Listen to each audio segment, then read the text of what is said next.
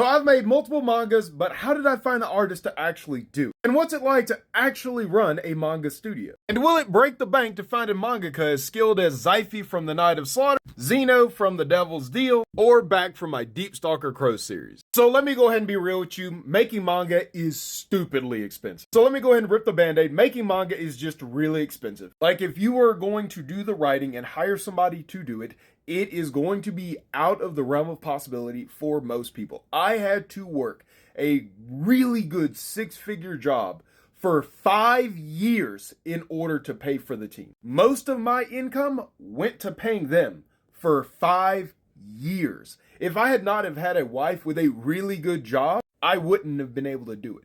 It took this year before subscribers, thank you by the way, finally help offset a majority of that cost. And next year, we're probably going to be profitable. I can hear some of you saying, well, we can do profit share. I'll just give them royalty because my book's gonna blow up. Night of Slaughter was in development for 4 years. This is over 300 pages. Devil's Deal was in production for over 3 years, over 300 pages. There are mangakas who can bang out a page a day, 7 days a week. I don't recommend it because it's called burnout really bad. And eventually your quality is probably going to slip because they're burning out. So you won't have a realistic work schedule. So we're going to say about 2 years. And while I understand some of you are like, yeah, they're going to want to work on my project for 2 years free because we're going to blow up. Most of the people who want to get into this industry have not published before, or at least have not had any commercial success with products.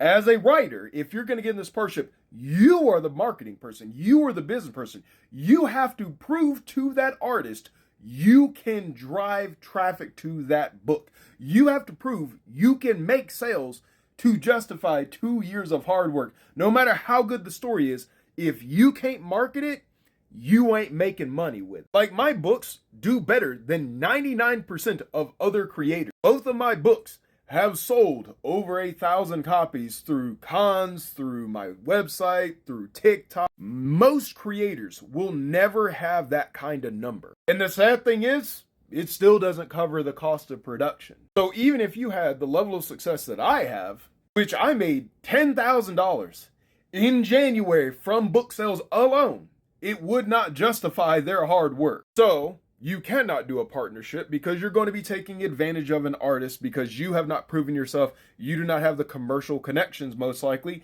in order to justify a partnership. So you're going to want to do something called either a pay-per-page or a salaried work schedule. And pay-for-page is literally what it sounds like. You pay them per page that they do. This has benefits and detriments. The benefit is you can control the production schedule really easily with this one. But the bad thing is it doesn't lend to a lot of loyalty because if somebody comes along and says, I'm going to pay you more per page, your artist is probably going to dip out. That's why I preferred salary because not only do I have a guaranteed workflow for them, but they get security. They get the benefit of holidays now. If something comes up in their life, I can help support that by giving them time off that is still paid.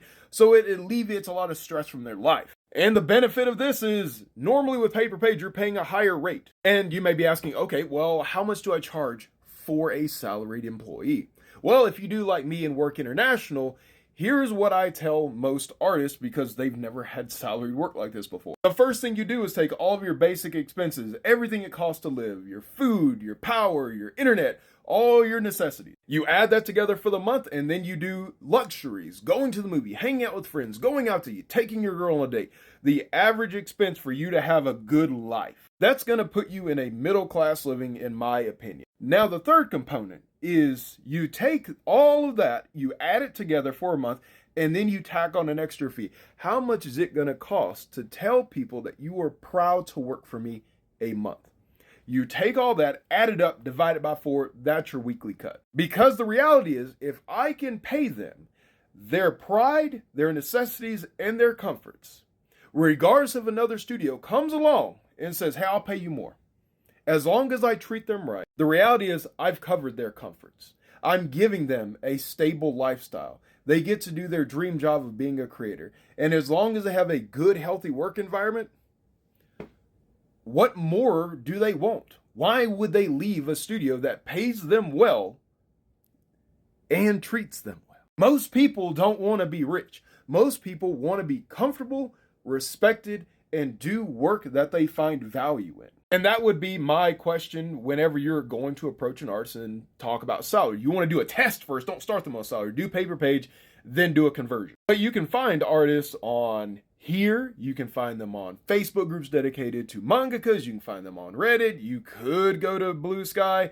It's still growing right now, but you might also be able to find them on X. But I would be very cautious with them. Make sure their portfolio looks stable. Give them a test, and then give them, a personality test of working with you to make sure everything works out. And if everything looks good, the production flows, then you move them to salaried if you can afford them. But here's a bit controversial take. Do not negotiate down an artist. Here's what I do. If I approach an artist and I say, hey, how much do you want for salary? If they say, let's say $2,000 a month, and I can only afford $1,800, I'm not working with them. Because if I cannot afford their value that they feel, I'm not getting into a long-term project with them. So I will respectfully say, thank you, I appreciate you.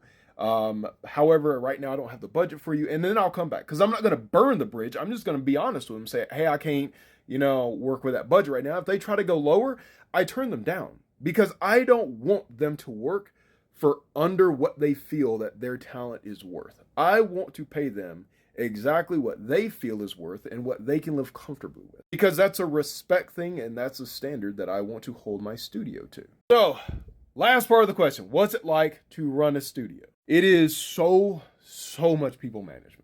It is not just sitting down to write, everyone signs into a group setting, gets their little schedule, and then moves on. It is so much people management. You got to make sure everything in your team's life is going good. You have to handle any blockades. You got to be a boss. You got to be a mentor. You got to be a life guidance counselor sometimes, because things pop up, and some people have never experienced things. Like one of the artists is, a first-time father. Things happen. I don't have a kid, but I got to be able to mentor him and give him as good of advice as I can get on how to deal with the, issues of being a new father. So the TLDR is, it comes with a lot of stress, but this is the most rewarding thing I've ever done. This is my dream.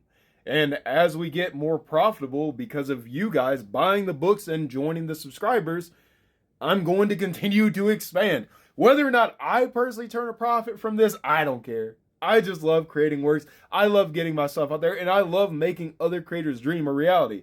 So if I can bring on more artists to make them full-time creators to live their dream, as long as I can afford to do it and live comfortably, shit. The rest doesn't even matter. But if you'd like to support the dream, go ahead and check out the bio or description to join the guild, or you can read them all online for free here.